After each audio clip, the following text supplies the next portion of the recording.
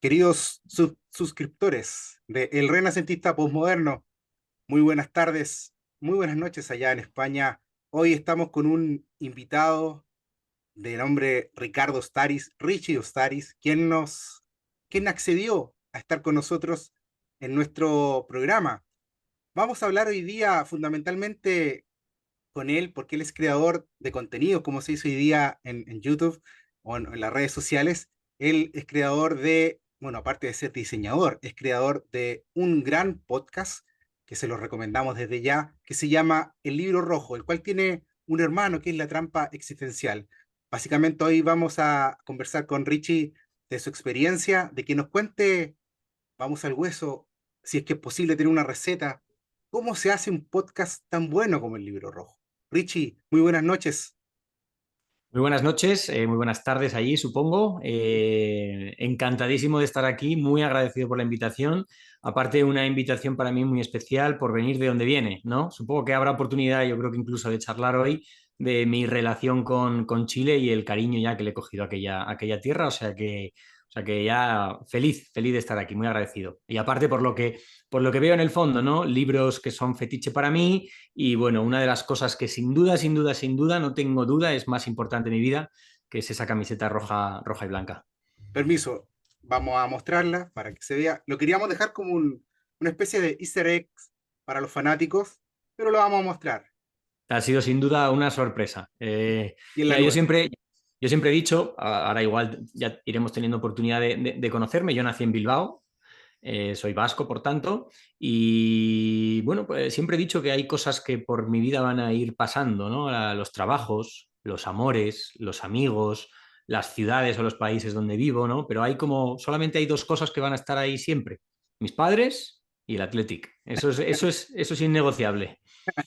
Qué bonito. Bueno, nosotros estamos acá en Chile, estamos en una ciudad que se llama Linares y de una región que se llama Maule. Curiosamente, acá se dice que Maule significa tierra, alude a una circunstancia geográfica, un río, pero también Maule es una locación en el País Vasco francés. Entonces, Anda, mira, esa sí, no lo porque conocía yo. Maule Lextarre o Lextarré. Entonces, Ujú. y además hay una ciudad que acá está cerca en la costa que hoy se llama Constitución, antes se llamaba Nueva Bilbao. Entonces, Fíjate. hay muchos cruces ahí, bueno, iremos comentando también eso. No sé si sincronía, no sé si son los cruces. Bueno, obviamente inmigrantes vascos llegaron a esta zona eh, Claro. y ahí le dan quizás un cruce también lingüístico, lo encontraron parecido, no sé. Mucho, mucho Coincidencia. apellido vasco. Tuve oportunidad de ver cuando Sí, estuve en Chile. sí, sí. Llegó una aliada en el siglo XVII, XVIII y fundamentalmente comerciante y mucho apellido vasco, sí, en general. Bueno, Richie, primero, ¿quién es Richo Staris? Cuéntanos un poco de tu formación, tus influencias, eh, para que nuestros suscriptores, nuestros auditores te puedan conocer. Fantástico. Pregunta complicada. Sí, Pregunta complicada, yo creo, es la típica pregunta complicada que yo también siempre antes la formulaba en el programa, ¿no? Que los invitados se presentaran ellos mismos. Digo complicada porque hay muchos, muchos, muchos Richie Ostariz, en el sentido de que en mi vida he ido dando muchas vueltas, ¿no? Yo lo suelo llamar idas y venidas, aquí y allá. Si me tengo que definir a día de hoy, que es un poco la broma que hago, que la tengo puesta en redes sociales, me defino principalmente como neoplatónico. Eso es un poquito una broma, pero sí que es verdad que algo de influencia de las creencias de Platón y de los neoplatónicos hay en mí, coincidencias. Nómada, sin duda, porque me he ido moviendo de un lado para otro y tengo cada vez más ese espíritu de que necesito conocer lugares nuevos. Tengo una furgoneta camperizada con su cama, con su cocina, donde me voy moviendo de un lado a otro. Profesor, a día de hoy soy profesor de diseño, con lo cual también soy diseñador, que eso es un poco mi formación profesional y mi labor profesional. Todo lo que tiene que ver con el podcast que vamos a ir hablando es una mera afición. Me podría definir también como curioso. Eso, fíjate, has dicho una cosa que para mí no me suele gustar, pero no porque no lo digo como reproche, pero vas a entender el matiz. Cuando hoy hablamos de creador de contenido, a sí, mí me sí. gustaría decir que yo soy aprendiz de contenido. Yo simplemente pongo el medio para que vengan otros, los expertos, cuenten y yo como un oyente más, aunque soy el director, el presentador del podcast, pero por mi infinita curiosidad que siempre tengo, pues aprendí de ese contenido, ¿no? Entonces yo más me nutro y se lo ofrezco a los oyentes. Y poquito más. Así, bueno, me gusta, como hemos hablado, el fútbol, un amante grandísimo de la naturaleza, la cabaña de madera, veo, por ejemplo, tu fondo ahora mismo Estoy en detrás una casa, tuyo. lo sí. Jo, pues para mí, yo cuando, fíjate, cuando estuve en Chile me dio todavía más fuerte el deseo de tener una cabaña de madera como Henry David Thoreau en Walden y ese tipo de experiencias. O sea que ahora mismo es un poco lo que soy. Si me preguntas dentro de 5 años o si me preguntas hace 5 años, pues igual era una persona un poco diferente. Mm. Hay una cosa que uno, o en mi caso, fui aprendiendo cuando me he ido volviendo más viejo, que hay muchas vidas dentro de una vida. Cuando Sí, tenía 20 años y sí. no, que voy a hacer esto, voy a hacer, bueno, en mi caso abogado, he sido muchas cosas en verdad y ahora estoy haciendo otras cosas, también como abogado, pero hay tantas vidas en eso Hay que... gente que no, hay gente que no, hay gente que lleva una vida como muy estable desde que casi nace o por lo menos desde que empieza a trabajar, forma una familia y casi muere en el mismo trabajo a cuando se jubila, cuando se retira y listo. En mi caso, no, nunca ha podido ser así. Necesito explorar, necesito conocer cosas nuevas, necesito asombrarme. Así que sí, o igual estoy haciendo un podcast de esto, aunque ya van siendo 9 años y dentro de 5 años estoy haciendo otra cosa que no tiene nada que ver. Bueno, a propósito del podcast que nos convoca hoy, debo decirte que he vivido en muchas partes también de Chile.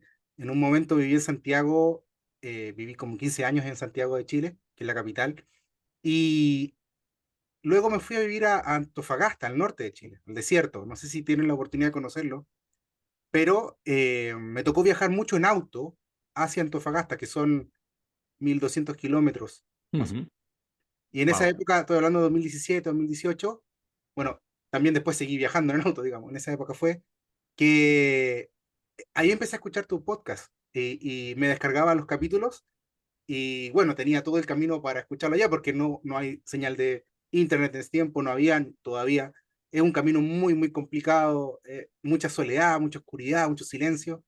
Y era además mágico escucharlo cuando tienes no sé, un paisaje que parece eh, Marte, no sé qué, u otro planeta. A propósito de eso, ¿cómo se gestó el libro rojo como podcast? No hemos comentado de qué va. Yo creo que es importante que expliquemos qué es el libro Oh, rojo en nada, en una introducción, que es la introducción que suelo hacer en dale, el dale, programa. por favor. El libro rojo es un podcast sobre filosofía, antropología, psicología e historia de las creencias. Es decir, todo gira en torno a lo que sería el estudio de lo sagrado, en todos sus aspectos, en todos sus puntos de vista, desde las fiestas populares, tradicionales, los bailes folclóricos, hasta la filosofía más densa, como estábamos hablando, de Platón, de los neoplatónicos, pasando por mitologías, historia del cristianismo, personajes de la mística, todo lo que tiene que ver con la historia de las creencias del ser humano. Eh, no, como todo, como decía antes, no es un tema que a mí me haya fascinado toda la vida, yo no nací con ello, pero sí que es verdad que ya desde pequeño, si esto siempre lo cuento, desde que yo era chiquitito tuve inquietudes que tenían que ver con otros mundos. Yo, las series que me gustaban a mí de joven, de niño, los dibujos animados, eran siempre de mundos fantásticos, de dioses, de planetas. Luego empecé ya la literatura fantástica de adolescente, Tolkien, todo, jugar a rol, hablar ya de elfos, de orcos, ese tipo de mundos, que me empezaron a llevar a la pasión por la mitología. O sea, de repente yo ya me vi con 20 años más o menos, pues leyendo todo lo que caía en mis manos que tenía que ver con las sagas islandesas de mitología, el Kalevala finlandés, el Popol Vuh de América, todo lo que tenía que ver con los dioses.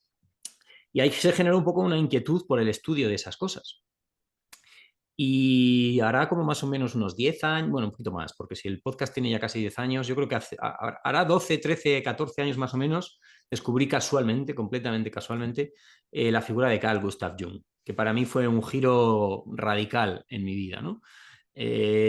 Jung, bueno, el que no conozca a Jung, yo creo que merece la pena descubrir su figura, y si algo me fascinó de él es su infinita curiosidad, su apertura, ¿no? Como él, siendo un doctor en psiquiatría, uno de los pioneros, junto a Sigmund Freud, que fue maestro suyo de la psicología analítica, del psicoanálisis, él cómo exploró cualquier tipo de vía para luego poder aplicarla en su propio trabajo o incluso en sí mismo, ¿no? Porque él se hizo un gran trabajo de introspección y de autoconocimiento. Entonces, cuando descubrí esa figura de Jung, que para su trabajo, para su profesión, investigaba sobre el I Ching oriental, sobre las creencias de los indios americanos, sobre todo, pues se gestó eso en mí. Y empecé a colaborar con un podcast. Los oyentes más veteranos lo saben. Yo empecé haciendo una pequeña sección en otro podcast que se llamaba Terra Incógnita, que ya no existe, que era un podcast muy divertido, que también duró bastante tiempo, como muy pionero, ¿no? Todavía cuando el mundo del podcast tampoco estaba tan extendido como hoy. Y ahí empecé a hacer yo una pequeña sección de nada, 5 minutos, que hablaba sobre creencias extrañas en el mundo, ¿no? Pues fiestas raras, un dios que nadie conoce, cosas así. Cada semana o cada 2 semanas, pues yo tenía esta pequeña sección hasta que ya cada vez se fue haciendo más grande, yo quería añadirle más complejidad, de repente quería hacer una entrevista a un historiador, a un antropólogo, y entonces ya llegó el momento, como siempre digo, de emanciparme, ¿no? Me emancipé de Terra Incógnita, les dije como si fueran ellos mis padres, me voy ya de casa y necesito montar mi propio podcast. De hecho, a día de hoy, todavía los 20 más o menos primeros episodios del Libro Rojo, que están colgados ahí en Spotify, en iVoox, en cualquier plataforma, son aquellas colaboraciones que yo tenía en Terra Incógnita. Pero a partir del capítulo 20 y poco, 24, 25 más o menos, ya adquirió el formato que tiene hoy, que siempre son entrevistas a los mayores especialistas en cada uno de los temas que tocamos. Así que, ¿cómo surgió? Pues eso, surgió de la casualidad. Nunca jamás en mi vida pensé que yo iba a hacer un podcast. En aquellos tiempos casi no había podcast y de Mm. hecho yo era una persona muy introvertida, me costaba hablar en público y esas cosas. Pero bueno, mira, me ayudó también mi labor como profesor en los últimos años y conferenciante dentro de mi trabajo, pues a este deseo de comunicar. Buenísimo. Y yendo al detalle, ¿cómo se produce un podcast de la naturaleza del Libro Rojo? Es decir, ¿quién te escoge los invitados? ¿Eres tú? ¿Cómo se produce en el sentido de escoger los invitados? ¿Hay un guión? ¿Hay una música bien, muy original, bien particular que tú vas poniendo en los capítulos? ¿Hay una portada por de pronto? Me imagino la haces tú como diseñador. Cuéntanos cómo es esa experiencia de la producción de este programa. Fantástico. Bueno, en el caso del Libro Rojo, podemos decir que lo hago yo todo, 100%. Es verdad que el mérito yo siempre me gusta dárselo a los invitados, porque efectivamente yo no creo el contenido, creo el medio, creo el guión de preguntas, me documento, ahora entro en detalle, pero realmente los que aportan el conocimiento, como decía antes, son los invitados. Yo soy un mero aprendiz más y un medio, ¿no?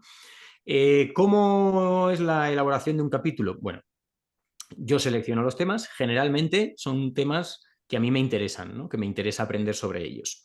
Pero bueno, ya obviamente yo lo que quiero es aportar diversidad. Al fin y al cabo, los más de 10.000 suscriptores que tiene el programa pues son muy diversos, ¿no? Entonces, pues a lo mejor a mí no me interesa mucho la filosofía japonesa, pero el último episodio, bueno, hace 2 semanas hablamos sobre filosofía japonesa porque creo que también hay que aportar ese contenido.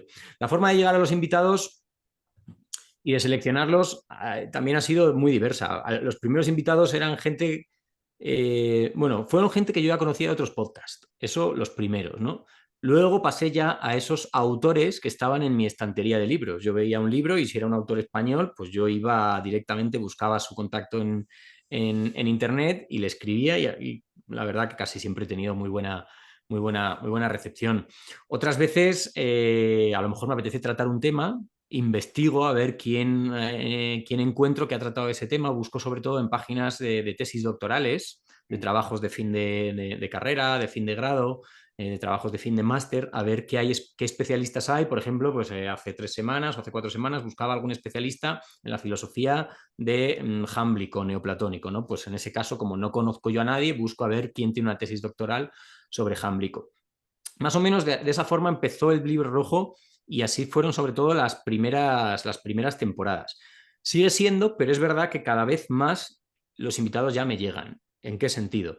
Me vienen muchas veces recomendados por otros invitados, a veces incluso por los propios oyentes que me dejan comentarios, oye, deberías de hablar con esta persona, con lo cual hay que tener siempre mucho cuidado porque intento que el programa eh, sea riguroso siempre. O sea, trabajamos desde un punto de vista objetivo, Mm. científico dentro de las humanidades, académico. Y dentro del mundo de las creencias, pues hay mucha Sí, superchería, ¿no? Como se suele sí. decir, hay que tener muchas veces cuidado. Y ya hay un fenómeno interesante que ha empezado a pasar en los últimos años, las últimas temporadas, y es que muchas veces las propias editoriales, ¿no? Que han visto que el programa es un filón, pues cada vez que sacan un tema, un libro nuevo que tiene que ver con el mundo de las creencias, pues hoy precisamente estaba hablando justo hoy con la editorial Trota, que es una editorial maravillosa y una de las grandes fuentes para este programa, pues que me dicen, oye, mira, Richie, hemos sacado este libro nuevo, ¿qué te parece si te ponemos en contacto con el autor, si lo ves interesante para tu programa y adelante? Oh, Siempre, siempre, siempre, siempre desde el punto, esto lo tengo, vamos, clarísimo, siempre desde el punto de vista de la divulgación. Nunca, jamás, y esto lo he defendido desde que nació, el libro rojo va a ser un instrumento de venta de un libro. Es ni de una ideología, ni de un nada. Yo no me debo a nadie, soy completamente libre, no gano ningún tipo de dinero, me cuesta dinero, de hecho, hacer el podcast, con lo cual siempre he querido mantener esa libertad para que yo escoja los temas y nadie me intente imponer que sea de contar en el libro.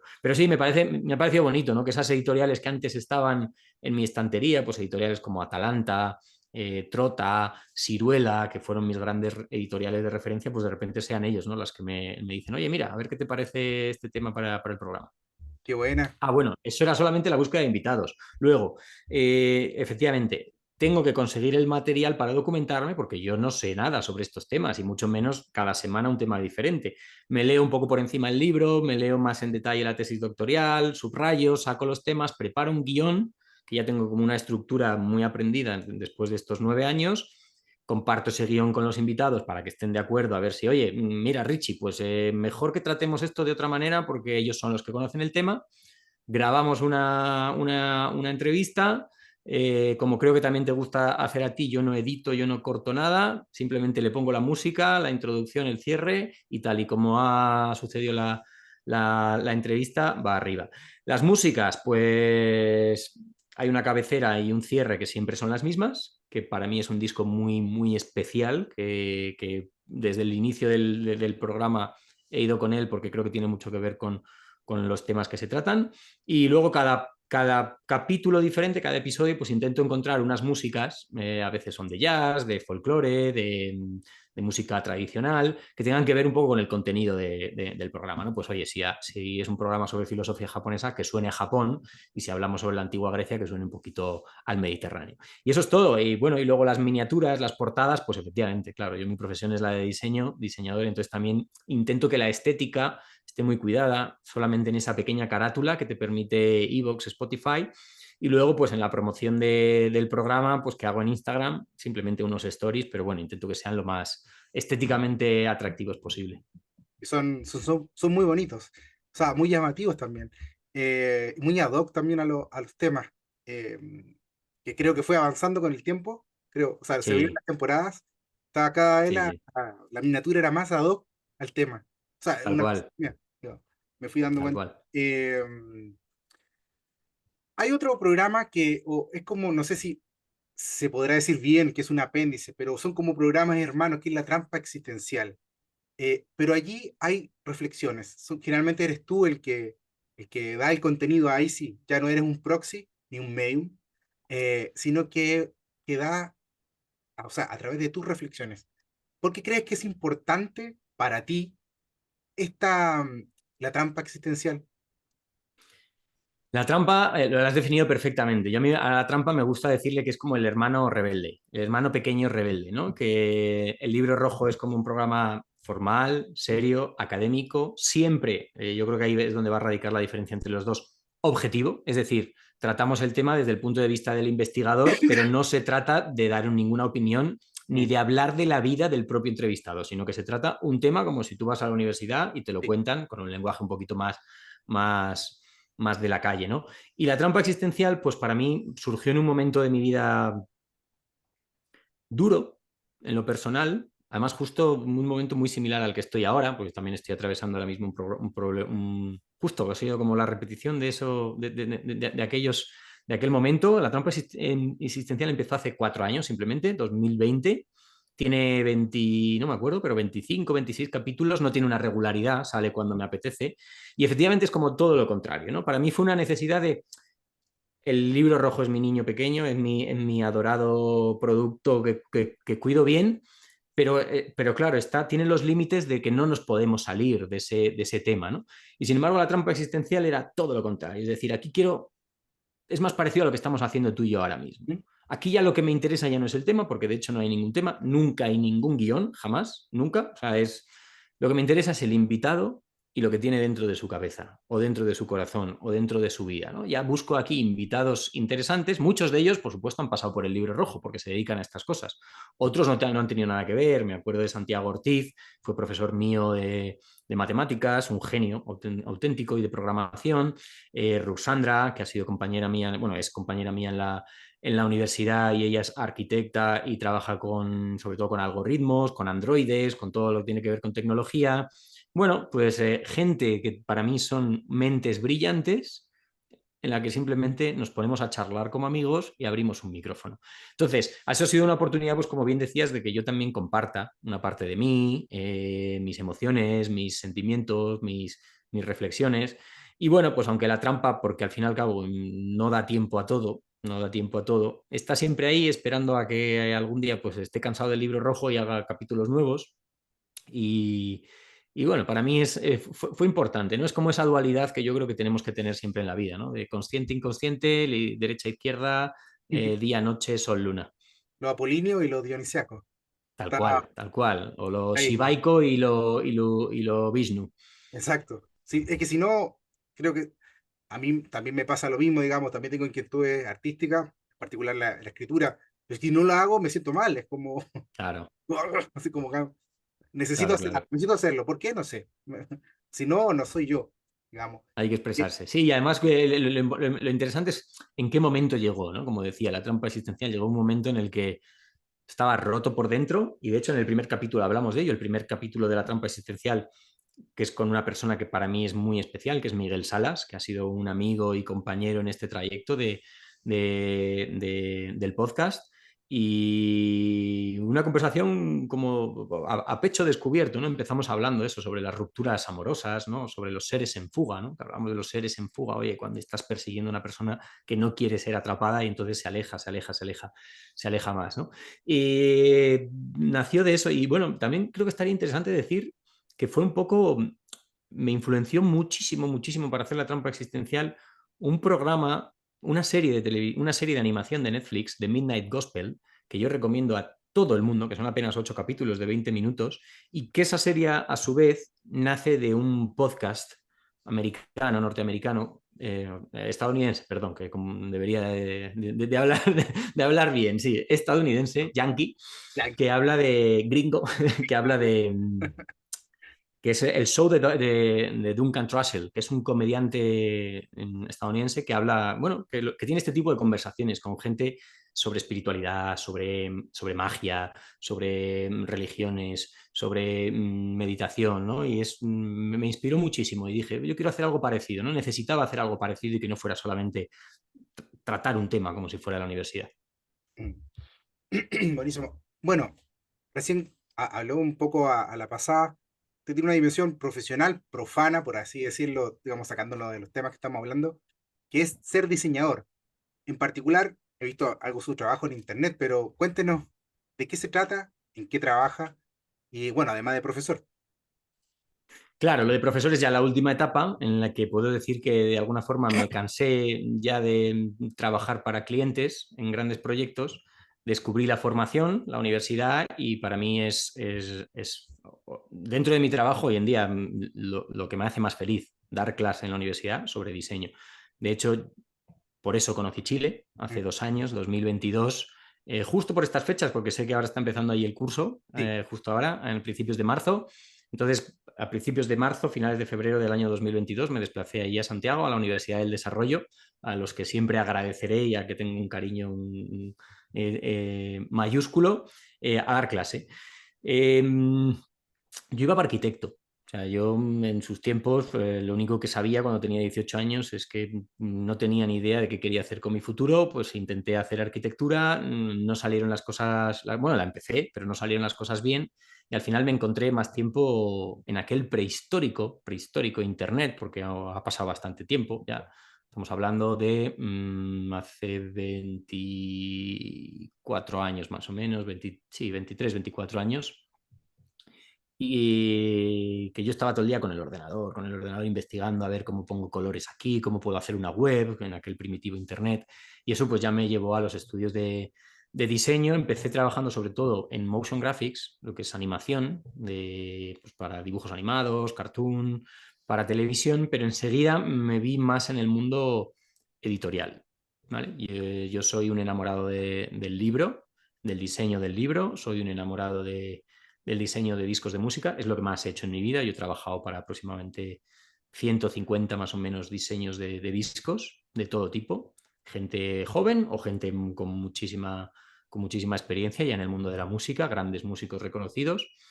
Y ahí es un poco donde me muevo, ¿no? En el diseño editorial. La otra parte es que durante unos cuantos años ya en Madrid trabajé en el sector del branding, en la creación de marca y el diseño de servicios, ya lo que es consultoría, pues trabajando ya para grandísimos, grandísimos clientes, bancos, compañías de seguros, compañías de telecomunicaciones, dentro del apartado de estrategia de marca, ¿no? Eso me ayuda un poco, fíjate, a aprender a contar historias, ¿no? Al final, dentro del branding y de la creación de marca hay una gran parte de lo que no me gusta llamar así, pero bueno, se conoce así, ¿no? De storytelling, de design thinking, storytelling, no me gustan mucho estos términos en inglés, pero bueno, los utilizamos. Y ahí es bueno, pues una de las partes que también ahora enseño en la universidad, ¿no? La parte de branding y la parte de diseño de editorial para libro, para revista, para publicaciones. Y claro, pues de ahí pues la inquietud, como decía antes, de que al final, al cabo, todo lo que haga en cualquier otro ámbito, ya sea en el podcast o ya sea en el equipo de fútbol en el que yo juego o ya sea en las fiestas patronales de mi pueblo, pues siempre aporte una parte de mi profesionalidad como diseñador, ¿no? Siempre todo tiene que estar bien diseñado. Bien, bien bonito, bien diseñado, bien Procuro. pensado. Y bueno, a propósito de eso, ¿y cuál es la vuelta inversa? Ese mundo que hay podido descubrir a través del libro rojo y todas esas inquietudes, como eterno aprendiz, como se ha definido, eh, ¿han influenciado su trabajo profesional como diseñador? O sea, en cuanto a autores, visualización, forma de transmitir el significado a través de un símbolo, etcétera, etcétera. Justo, claro, al final cuando, claro, yo fui diseñador antes que aprendiz de estos temas, ¿no? Yo no sabía lo que era el simbolismo cuando ya estaba diseñando un montón de cosas. Entonces, cuando ya lo vas descubriendo y entiendes sobre todo cómo se ha tratado el símbolo en la historia de las creencias y sobre todo en la historia del arte, pues intentas aplicarlo a tus trabajos. Es curioso porque yo ya como diseñador, sobre todo trabajando en los discos de música, ya trabajaba de esa manera, ¿no? Siempre intentaba esconder cosas, como decías tú antes, los easter eggs, los huevos de Pascua, pues en muchos de mis trabajos como diseñador, especialmente de discos de música, casi siempre había algo escondido que tenía que ver con el trabajo, con el disco, con el concepto del disco o con el propio artista, ¿no? Siempre había algo que tenías que como fan, ¿no? Como fan de la banda, descubrir, ¿no?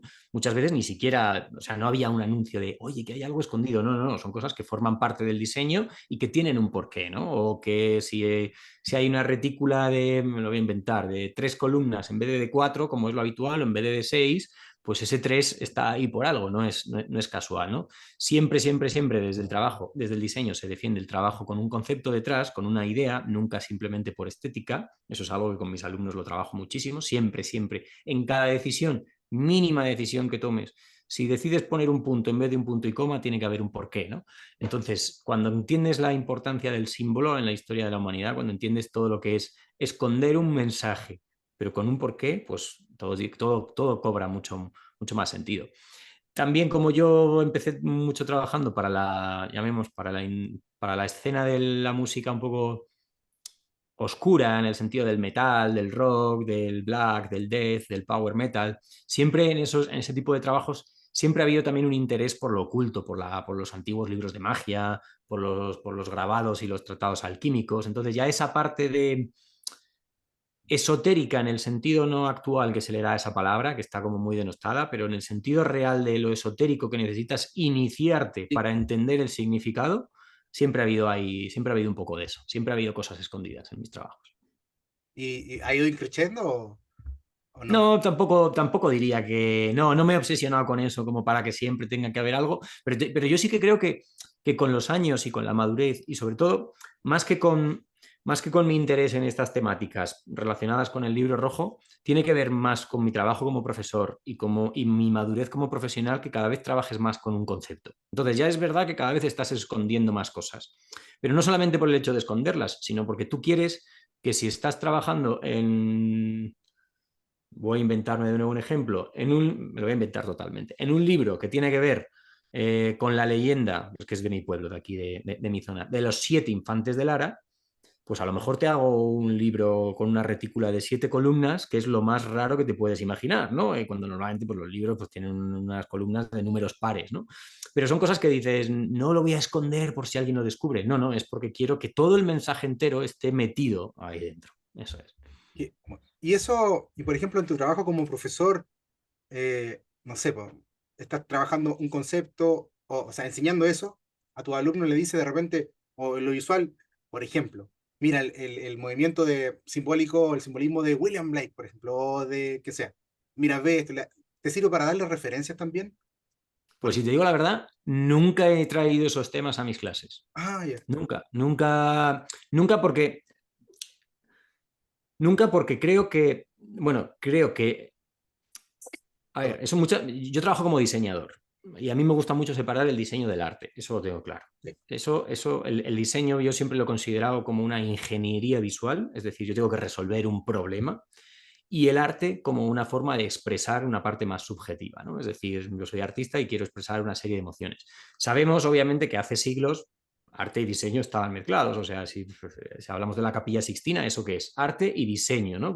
O diseño, porque ha sido un encargo para una función. Bueno, pues a mí me gusta mucho separarlo. Entonces, traer esos temas a clase muchas veces se me van a acercar demasiado al arte. Y yo trabajo más desde la parte, quizás por cómo son estas clases, ¿no? Trabajo más desde la parte estrategia empresarial, estrategia de marca, ¿no? Hay una parte mucho más pragmática. Ahora, sí que es verdad que las temáticas de los proyectos de mis alumnos tienen mucho que ver con mis afinidades. Por ejemplo, los 2 últimos años, en el proyecto principal, que esto ha sido una auténtica locura y una revolución en la universidad, la verdad que no se lo han tomado muy bien, pero bueno, no pasa nada. En vez de darles a mis alumnos que trabajaran con una empresa, que es como lo normal, es decir, vale, pues vamos a diseñar la marca y la identidad visual para una empresa, para una startup de tecnología. Eso es como lo que hace todo el mundo, ¿no? O de sostenibilidad, que ahora son temas que están muy de moda. Pues mis alumnos en los 2 últimos años han trabajado con la identidad visual de sectas, lo cual ha sido un poco extraño, ¿no? Pero es como, me ha venido muy bien para trabajar la idea del concepto. Es muy fácil, con, por ejemplo, el mundo de las sectas o de este tipo de grupos de creencias, encontrar un concepto, encontrar una idea. Y al final, pues mira, somos Heaven's Gate y nuestra idea es que tenemos que abandonar este cuerpo material a base de suicidarnos porque van a llegar unos alienígenas, van a coger nuestro cuerpo y se lo van a llevar a otro planeta. Bueno, pues eso es Heaven's Gate. Otros forman una comunidad donde lo que hay es la unión sexual, me lo estoy inventando, ¿no? Entonces, esos conceptos es muy fácil relacionarlo con cómo trabajan hoy las marcas. Pues si yo soy Nike, mi idea no es venderte ropa deportiva, mi idea es venderte un estilo de vida que tiene que ver con la superación. Just do it. Levántate del sofá y corre. Si yo soy Red Bull, no te estoy vendiendo bebidas energéticas, te estoy vendiendo unos deportes extremos, un modo de vida de adrenalina, ¿no? Entonces, eso es lo que intento trabajar con mis alumnos. Y con sectas, pues ha funcionado muy bien. Ellos no lo saben todavía, puedo dar aquí una primicia, esto es una exclusiva absoluta, tampoco creo que lo vean, pero mis alumnos que el año que viene, mi idea es que trabajen, que hagamos este mismo ejercicio, pero en vez de con sectas, con escuelas de filosofía. Creo que hoy en día es importante que no se vaya perdiendo eso. Yo la filosofía es un mundo al que he llegado muy tarde, muy tarde, muy tarde. De hecho, soy un gran desconocedor todavía, pero bueno, a partir del programa voy aprendiendo un poco, ¿no? Entonces, va a ser un gran reto trabajar en la identidad visual de los neoplatónicos. Va a ser un gran reto trabajar en la identidad visual del existencialismo, ¿no? Que yo no tengo ni idea de eso que va a salir, ¿no? Pero lo que va a ser la clave es encontrar qué es lo que hace diferente a estos grupos o a esta escuela de filosofía de las demás. Y una vez encuentras qué es lo que hace a una empresa, a un colectivo, hasta a una persona diferente a los demás, bueno, es más fácil trabajar la marca. Entonces, desde ese punto de vista, sí, sí, sí trabajamos por ahí. Encuentra un sendero donde, el cual seguir, digamos, una beta como en la minería, o sea, por ahí va. Claro, claro, claro, claro. Y al final lo que tienes en trabajo de marca es ser coherente con eso que encuentras. No sé, claro, no conozco por ejemplo, tus oyentes, ¿no? Pero muchas veces con el deporte es muy fácil de entender o con los grupos de música, ¿no? Porque eso al fin y al cabo nos interesa a todos. Yo creo que hoy en día con el fútbol, por ejemplo, aquí en España, es muy fácil identificar estas cosas. Mm. La pena es que la globalización está haciendo que todo el mundo queramos ser iguales. Sí, Pero, pero no es lo mismo y si alguien entiende de deportes, pues no es lo mismo el Real Madrid, que es como el club señor de Madrid, ¿no? Como de rico, con dinero, tal, que el Atlético de Madrid, que históricamente ha sido un club pues, obrero de los barrios más humildes, etcétera, o por ejemplo, que hace único al Athletic de Bilbao, que es mi equipo, ¿no? Pues que solamente juega con jugadores de la tierra, ¿no? Que no podemos fichar gente de otros países. Pues al fin y al cabo es encontrar la identidad, ¿no? Pues probablemente los oyentes seguramente sea muy fácil para ellos entender la diferencia entre River Plate y Boca Juniors, por ejemplo, ¿no? Sabemos que unos son los millonarios, los otros son los... Pues eso es un poco como se trabaja en el mundo de la marca. Y luego todo lo que diseñas y todas las acciones que giran en torno a esa marca tienen que ser coherentes para ello. No puedes hacer una comunicación, no puedes hacer un uniforme para Boca Juniors que tenga que ver con el aspecto de ser millonario, ¿no? O de ser bueno, tampoco conozco yo mucho la escena argentina, ¿no? Igual estoy hablando demasiado, pero nos entendemos, ¿no? Al no final, se la entiende. coherencia con esa idea, con ese concepto. Igual hay una, no sé, no soy diseñador, no tengo idea, pero ese es un trabajo que se desarrolló o se ha desarrollado de alguna forma, por ejemplo, en la historia del arte. Antes las Mm. corrientes religiosas eran fanáticas, como todavía, pero también lo eran más, digamos, porque era también un concepto completo. Ser cristiano de una forma determinada era un concepto en sí, musulmán otro, y había todo, o sea, había una ropa, había una comida, había no sé, el arte, o colores, aromas incluso. Eh, Más o menos de ahí viene la historia del diseño, ahora pero con una aplicación netamente pragmática o nuevo esa idea. Seguro, realmente lo que tenemos que pensar es que hoy en día el mundo diseño y el mundo branding, que es el que yo me dedico, tiene que ver con las marcas, pero las marcas es un término muy nuevo. Claro, estamos hablando de finales del siglo Perdón. siendo muy generoso a finales del siglo XIX, siendo un poquito, bueno, siendo más generoso voy a tirar más para atrás, ¿no? Con la ilustración, con la revolución industrial, es un poco cuando empieza realmente el mundo empresarial. Ya antiguamente, pues seguramente que no sé si en este programa se habrá hablado, pero igual los oyentes están familiarizados con las marcas de cantero, ¿no? Al final uno firmaba su obra, ya estamos hablando de la firma, ¿no? El sello, y tú quieres que se te reconozca por algo. Lo que me pregunta respecto a las corrientes religiosas, al fin y al cabo es lo mismo, tú estás transmitiendo en este caso un mensaje, da igual que te lo transmita una marca a que te lo transmita una institución, llamemos religiosa, ¿no? Si se le puede llamar de esa manera, pero tú lo que tienes que hacer es que ese mensaje llegue a tu público objetivo. Si eres una marca, quieres clientes. Si no, quieres fieles. Mm. O hoy en Seguidores. día serían followers o fans, ¿no? Que hoy en día casi no existe el concepto cliente, que se va transformando cada vez más en fan o hater. Pues Claro. claro, tú lo que quieres de alguna forma, lo que voy a decir es un poco una barbaridad, pero tiene que ver con eso que has dicho, ¿no? Es diseñar un producto global, holístico, para que tu fiel lo entienda. Y le tienes que hablar, si quieres llegar a esa gente, no le puedes hablar de una realidad inmaterial, el mundo de las ideas, una entidad que es todo pero que no es nada a la vez, ¿no? Pues al final tendrás que hablar en un lenguaje un poco más, mira, pues Dios es un hombre con barba. Punto, que está ahí, porque claro, es la figura que inspira más temor, ¿no? El hombre mayor, sabio, al que te señala casi. Bueno, pues por ahí un poco yo creo que van los tiros en este sentido. Al final yo soy un gran creyente de lo que se llama la filosofía perenne, ¿no? La Sofía perennis, ¿no? Un poco que hay una verdad última y una verdad absoluta a la que el ser humano no puede acceder directamente y que a lo largo de la historia se ha ido transmitiendo con diferencias en base al contexto geográfico y temporal. Y eso ha ido dando lugar a las diferentes formas de creencias, las diferentes tradiciones culturales y espirituales y los diferentes símbolos. Muchas veces un símbolo es diferente según la cultura, el entorno, el contexto geográfico temporal en el que te mueves, cuando el fondo es el mismo, están hablando de lo mismo, ¿no? ¿Por qué es eso? Porque no es lo mismo hablarle a un fiel maya que a un seguidor del hinduismo o que a uno del zoroastrismo o un testigo de Jehová, por ejemplo, ¿no? Entonces, estamos hablando de diferentes contextos de tiempo y de espacio, con lo cual, diferentes formas de manifestar el símbolo. Mm.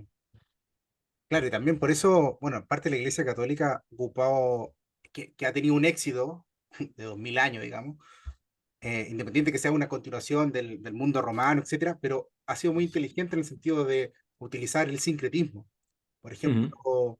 los templos, no sé, estoy pensando acá en la cultura andina, cuando llegaron, eh, perdón, el tema de las procesiones. Los rituales se Claro, hacían dentro del templo, y el templo tenía una forma por fuera y otra por dentro. O sea, uno llegaba y se impactaba, por eso el oro, qué sé yo. Pero los indígenas o los incas no tenían eso, era hacia afuera. Bueno, hicieron una mixtura donde mezclaban la procesión, las fachadas, etcétera, etcétera. Entonces pudieron transmitir ese mensaje y utilizaron también elementos eh, prehispanos, digamos, sí, y sí. después los mezclaron. Digamos, por eso Eso es también, absolutamente, eso es absolutamente común. Cualquier cultura que llega y se aposenta sobre donde ya está otra, primero va a construir físicamente sobre sus templos.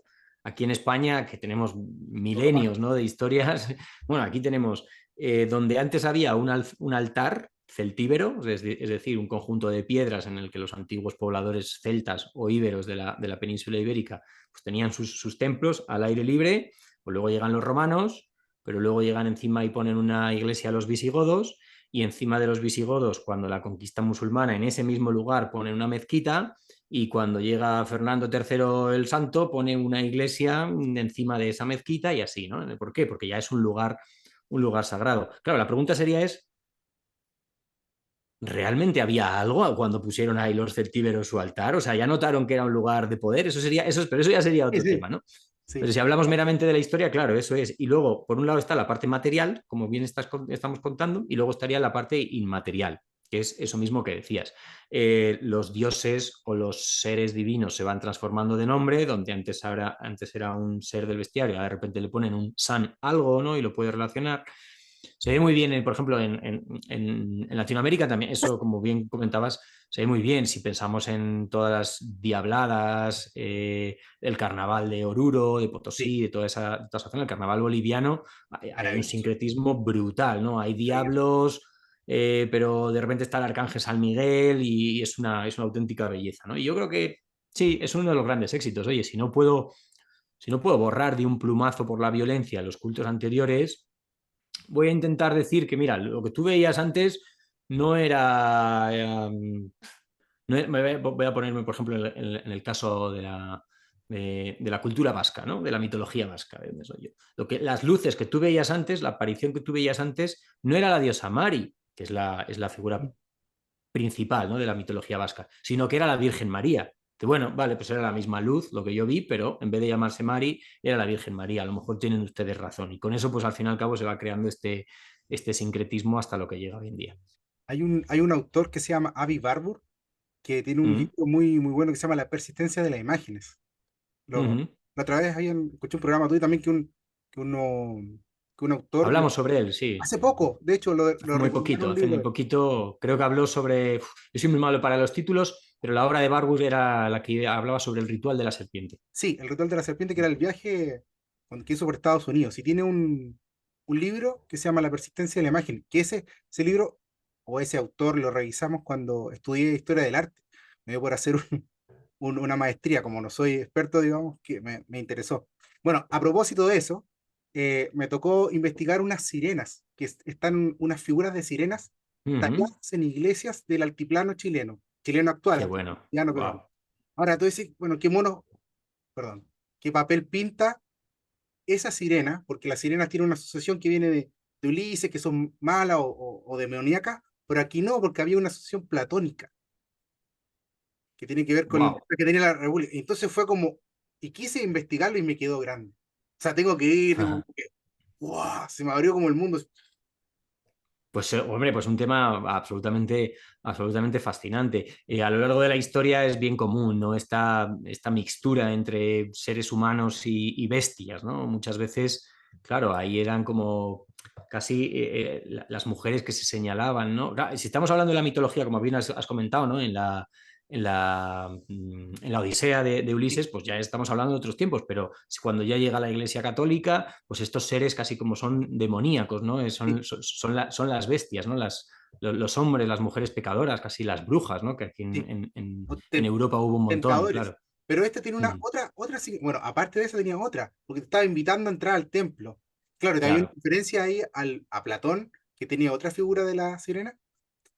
Había una referencia al neoplatonismo, y me quedo grande porque no, esos son templos que han sido reconstruidos, entonces no hay fichas de los autores, quién pasó por acá, por qué pusieron eso en un templo, por qué no lo pusieron afuera, por qué bueno, etcétera. Bueno, también Qué bueno. hay ¿Y sirenas, era una sirena de cola normal o de doble cola? no, de cola normal, y Ah, era al menos una, la que está en los pilares, en las dos columnas, que también son masónicas, digamos, o salomónicas, ujú, eh, pero también había unas figuras que habían sirenas en el Titicaca, que los wow. indígenas de ahí las veían y las creían. Por eso también se usaba esta mezcla de este sincretismo, pero que después tenía una nueva significación. Richie, una pregunta.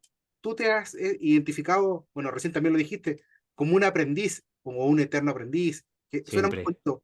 ¿Has adscrito a alguna escuela filosófica, eh, no sé, no quiero decir, o alguna organización que te hayas inscrito o participado para ahondar en estos temas, o te has mantenido aparte? Jamás. Yo es algo que tengo como máxima mi camino libre, ¿no? Además lo hemos hablado varias veces esto en el programa. Obviamente se han acercado a mí a través del podcast todo tipo de asociaciones, de grupos, lo mismo hinduistas, que bueno, no voy a estar aquí a entrar en ejemplos, ¿no? Pero a mí me atrae todo, ¿no? Entonces siempre he dicho que para mí seguir un camino no tiene ningún sentido. O sea, yo no podría entrar en ningún grupo o en ninguna escuela y seguir ese camino, por mucho que en esa escuela se hablen de muchos caminos, ¿no? Yo lo que quiero es hablar hoy con alguien que tenga que ver con el Islam y mañana con el judaísmo y pasado mañana con un masón y después con, yo qué sé, me da igual, cualquiera, con un ateo también, o sea, Sí. con el más amplio espectro, ¿no? Entonces, siempre, siempre, siempre he defendido que yo me quiero mantener al margen. El programa me gusta un poco para explorar lo utilizo un poco para explorar estas inquietudes, mis lecturas, mis viajes, y ahí es donde me siento cómodo. Como decía antes, al final me gusta mucho el cambio, necesito demasiado el cambio, entonces empezar a seguir una línea trazada para mí sería complicado. Como meterse dentro de un corsé. Ahora, Claro, claro. Por muy abierto que sea ese sí, corsé, sí, porque yo sé que los hay, ¿no? Que no todos los grupos son cerrados, pero para mí sentiría, siempre sentiría, y esto es algo que hemos discutido en el programa, ¿no? La necesidad de un maestro o no, ¿no? Dentro de la masonería, por ejemplo, siempre se ha defendido eso, aunque yo no tengo ni idea, yo no soy un experto en esto, pero los programas que se han hecho sobre eso, bueno, pues como cuando hemos hablado de Guénon o como cuando sí, hemos hablado de este tipo de figuras, pues siempre se ha hablado de la importancia o de Swan, de la importancia del maestro. Pero y yo lo respeto y lo entiendo y además entiendo que igual que yo soy profesor, que te voy a enseñar diseño y a mi alumno le diría que sin mí, sin lo que yo te diga, pues igual no lo haces bien. Pero ujú, también te digo una cosa, mi camino incluso como diseñador también fue libre, ¿no? En vez de empezar a trabajar para una compañía, yo empecé a trabajar completamente solo, equivocándome, aprendiendo de esos errores. Pues aquí me siento un poco igual, me siento un poco de la misma manera. Creo que mi elección es mi libertad en todos los sentidos. De hecho, muchas veces he dicho últimamente que soy esclavo de mi libertad, porque ya estoy encadenado a esa libertad, ya no contemplo otra vida que no sea la libre. qué buena, buena. Bueno, dentro de esos caminos, dentro de ese ejercicio de la libertad, porque la libertad no se predica, se ejerce. Algo que hemos dicho con otro invitado acá, uno no, "Oh, yo soy libre, la libertad acá, o políticamente, bueno, ejércela. Si tú eres un ejemplo de libertad, la gente te va a seguir. con ese Bueno, ejemplo. y sobre todo, más que nada eso, yo creo que cualquier cosa se elige, no se ejerce, porque yo defiendo, esto se lo digo mucho a mis alumnos, digo, cuidado, yo os cuento mi vida, igual que estamos haciendo aquí en este podcast, yo os cuento mi vida, no significa que sea la buena para vosotros. Sí, sí, sí. Porque a mí me ha ido bien o, bueno, o mal, que también hay momentos de sufrimiento, ¿no? De noche oscura del alma o transcurrir por el desierto. Pero es mi camino. A lo mejor tú intentas seguir exactamente mi camino y no te va bien. Yo para esto siempre cuento una cita de Carl Gustav Jung, que hablábamos antes, veo ahí tu portada que la tienes ahí detrás del libro, que me parece fascinante lo que Jung dijo. Ahí está. Y Jung era un profundo cristiano. Bueno, igual no tan profundo, porque tenía un punto bastante gnóstico, ¿no? Pero bueno, por ahí iban sus ideas.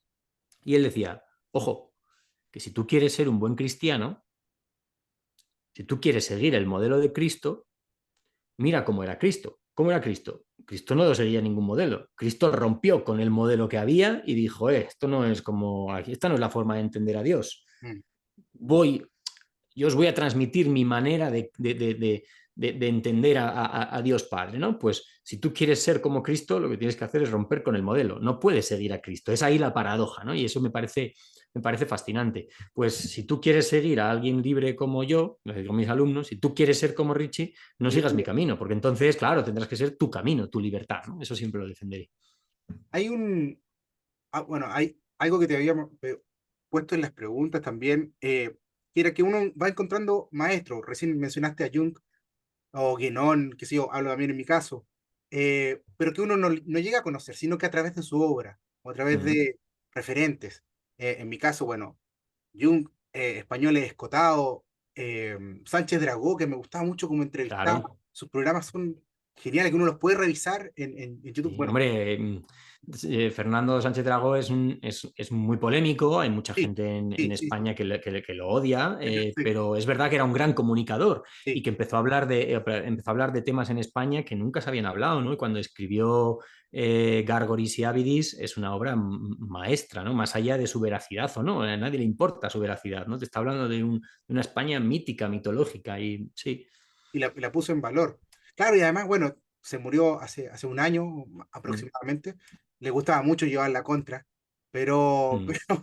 pero bueno, saliendo de Sánchez Dragó, ¿cuál han sido, o si tienes algún maestro, aparte de Jung, que te haya inspirado, digamos, que te haya enseñado? En ese tipo de maestros que hablamos, yo realmente me tendría que quedar con dos. Es decir, es verdad que de Jung ya hemos hablado, ¿vale? Pero ya que hemos hablado de Jung, voy a mencionar a otro que creo que también lo he mencionado, pero que para mí es igual de importante. Porque Jung, digamos que me ha llegado en mi etapa adulta. Y como siempre digo, como además Jung se metió en el inconsciente, Jung nos enseñó a preocuparnos por nuestros sueños. Siempre digo que Jung me enseñó sobre mis sueños. Pero previamente, en mi adolescencia, Tolkien me enseñó a soñar, ¿no? Mm. Para mí, cuando yo con 11 12 años más o menos, descubrí la obra de Tolkien, yo lo recuerdo como los años más felices de mi vida. Yo estar un niño de 12 años metido en mi habitación leyendo obsesivamente un año tras otro El Señor de los Anillos, El Hobbit, El Silmarillion, terminaba y volvía a empezar. No me leía otro libro, me daba igual. O sea, por eso mi conocimiento es muy escaso, porque me quedé ahí, ¿no? Tolkien, un año más. Y me estudiaba cómo hablar en élfico y me estudiaba todos los lugares de la geografía de la Tierra Media, ¿no? Entonces, aunque estamos hablando de edades muy tempranas, pero para mí Tolkien fue la persona que me hizo empezar a soñar. Y luego Jung en la edad adulta me ha enseñado sobre mis sueños, ¿no? Se ha metido dentro de mí, me ha hecho viajar por mi inconsciente, por mi sombra, ¿no? Ver qué es lo que tengo ahí, que, bueno, ahí nos meteríamos a hablar del proceso de individuación junguiano, ¿no? Pero aprender de mi sombra, aceptar todo aquello de mí que no me gusta, utilizarlo a mi favor en vez de mi contra. Si no, tengo otros autores para mí predilectos, ¿no? No sé, podríamos hablar de James Hillman, Joseph Campbell, por supuesto. O sea, Campbell para mí ha sido un gran inspirador, pero no tengo ningún otro autor así. Máximo respeto por Victoria Cirlot, Luce López Baralt, hablando sobre San Juan de la Cruz. Mira, San Juan de la Cruz sería el otro gran nombre. Si tuviera que meter un tercer nombre en mi vida, San Juan de la Cruz y su obra es la que a mí más me ha elevado. Yo leyendo a San Juan de la Cruz, obviamente no entiendo lo que dice, o sea, porque él solamente, probablemente solamente él puede entender lo que dijo, lo que escribió, ¿no? Pero es el que más me ha elevado el espíritu. Cuando más cerca me he sentido de Dios, si es que tiene algo de sentido eso que acabo de decir, ha sido leyendo a San Juan de la Cruz. Y bueno, no se ve, pero yo aquí en los brazos tengo tatuajes de bastantes versos de San Juan de la Cruz, así que La en noche esa oscura del alma. trilogía, bueno, sí, Es que eso es como vivir humil, con la sombra, ¿no? O sea, asumir lo malo, aprender de eso. sí, hablábamos, hace muy Duele. poquito hablaba sobre Luce López Varal, con Luce López Varal, que es una de las grandísimas, grandísimas invitadas que ha pasado por mi programa, ¿no? La mayor, yo diría, la mayor experta mundial, al menos en idioma castellano, en mística. Ella está ahora mismo en Puerto Rico, ¿no? Y hablamos un poco sobre la noche oscura del alma. Yo preguntaba mucho sobre esa noche oscura del alma, es decir, es un estado que tú buscas voluntariamente para desintegrarte, como pueda ser, por ejemplo, la primera fase de la alquimia, ¿no? Es decir, yo me voy a destruir completamente por dentro, me voy a disolver, o la fase de la búsqueda de la sombra, del proceso de individuación junguiana. Y ella me decía, no, no es exactamente eso, ¿no? Tú a la noche oscura del alma caes, entonces lo podríamos equiparar, decía ella, a una depresión actual dentro de la psicología, ¿no? Jung hablaba mucho del desierto también, en su libro rojo él habla de ese paso por el desierto, ¿no? Hay que pasar por el desierto para luego matar y resucitar al héroe. Pues un poco, sí, yo creo que cualquier trabajo que se haga en uno mismo pasa por esa parte un poco oscura. También la tuvo Jesús, Sí. también la tienen hasta donde yo sé cero, nada, pero por conversaciones que he tenido en el programa en la masonería, ¿no? En todos los ritos masónicos, pues al principio hay como una parte muy oscura. No sé, creo que es importante encontrar esa sombra. En mí fue el primer trabajo que empecé a hacer, descubrir qué es la sombra, ¿no? Que muchos a lo mejor oyentes se están preguntando, ¿qué es la sombra según Jung? Pues la sombra es el arquetipo de todo aquello que forma parte de nuestra persona, por llamarlo de alguna manera, de nuestro inconsciente, y que de alguna forma cohibimos, primero rechazamos porque, no porque lo rechacemos nosotros, sino porque nos han educado, o la sociedad nos ha educado en que eso está mal. Y aquí puedo poner mil cosas, en plan, soy celoso, soy mentiroso, soy ambicioso, ¿no? Que para algunos es positivo, para otros puede ser malo, ¿no? Y a lo mejor me han dicho en la sociedad que no tengo que ser ambicioso. Entonces, claro, yo empiezo a reprimir eso, lo guardo en mi inconsciente e intento que no salga de mí esa parte ambiciosa. Bueno, pues lo que te dice Jung es eso, es descubre tu sombra, no la niegues, trabaja con ella, intégrala en tu persona. Es decir, hazla consciente, sé que lo eres, o sea, tienes que saber que lo eres y trabaja con ello. No te voy a decir que estés orgulloso de ello, pero por lo menos no rechaces eso que tú eres, ¿no? Pues eso es un poco esa parte que yo equiparo muchas veces pues a esa nigreo alquímica o a lo que me preguntabas, ¿no? O a la noche oscura del alma. Aunque Luce me decía eso, que no era exactamente, ¿no? Que en la noche oscura del alma tú ahí Se caes, cae. ahí no te lleva, ahí no vas tú mismo. Hay, bueno, voy a hacer una confesión. eh, Te voy a ocupar como un sacerdote. No, a propósito de la noche oscura del alma y el comentario de la sombra. Lo más fácil, de la sombra. Nosotros acá hemos entrevistado a profesores de Brazilian Jiu-Jitsu o Jiu-Jitsu Ajá, brasileño, porque lo sí, practico y practico también artes marciales, bueno, desde hace mucho tiempo. Y esa es una forma que yo encontré en particular de integrar la sombra. Hay cierta fíjate, agresividad, qué sé yo, y cómo uno la puede manejar, o sea, integrar porque la tienes que ocupar, pero aprender a manejar. Cómo te hace mejor persona también y tirar, porque si es que no, esa agresividad, ese ego se te escapa y empieza a claro. dañar al resto y se empieza a dañar uno a la larga. Y el otro, el tema de la noche oscura del alma, bueno, te mencionaba recién de Antofagasta, me tuve que mover para esa ciudad bueno, pasaron muchas cosas malas, muchas cosas buenas, pero al principio pasé una noche oscura del alma porque me fui a la quiebra en parte financiera, entonces Ujú, justo estaba en el desierto, era demasiado, eh, y me tocó aprender. Bueno, después nacieron mi hija y fue como un renacer también, claro. eh, que no hubiese valorado si es que no hubiese pasado por esa etapa. Y haber Bueno, yo creo que eso es, haber claro, eso sabido es, salir sin resentimiento y ocupando la sombra también. claro. Fue muy profundo eso, pero lo aprendí, a costalazo, como decimos en Chile. Sí, además a cada uno nos va a llevar de una forma diferente. Probablemente, pues en tu caso fue eso, como decías, la situación financiera. A mí casi siempre han sido el amor, ¿no? El amor es como el gran tema doloroso de mi vida. Afortunadamente no he tenido otros grandes problemas, ¿no? Pero las veces que el amor ha salido mal con mis parejas, pues me ha costado un gran discurrir por el desierto, que siempre ha sido para bien, porque de todo aprendes. Eso es como lo más básico, ¿no? Lo más fácil, lo más a veces casi hasta vulgar que podemos decir, ¿no? A alguien, no, que de esto vas a aprender. Pero bueno, sabemos que realmente es verdad, ¿no? Y yo por lo menos así lo siento, ¿no? Cuando estás en esa noche oscura del alma y dices, uff, no, qué dolor, No, no esto va a quieren. ser para siempre, pero bueno, lo primero es que la noche no es de noche eternamente, como decían en El Cuervo, ¿no? En esa gran película de Brandon Lee, el hijo de Bruce Lee, nunca llueve eternamente, ¿no? Pues ahí me quedo, ¿no? Nunca va a ser noche oscura del alma eternamente, pero claro, también depende de ti, depende de ese trabajo que hagas, que si quieres despertar de la noche o no. Sí, total. Em, bueno, avanzando un poco en estas preguntas hacia ti, no podemos dejar de lado a Chile. Hay Claro. fundamentalmente, dentro de la literatura, hay un libro que se llama Chile o una loca geografía. Hay un libro de un sacerdote, Alonso Valle, que lo escribió en el siglo XVII, el cual se refiere al reino de Chile y hace toda una narración de cómo era Chile. Ahora, él lo escribe en Roma, o sea, no estaba en Chile. Ujú. Y fundamentalmente su contenido del paisaje. Tú también, el otro día vi en tu contenido que hiciste un libro, está presente la araucaria, es decir, Ujú. el paisaje te pareciera que te afectó, o para bien o para mal. ¿Cuál es tu relación con Chile y el paisaje, Rich?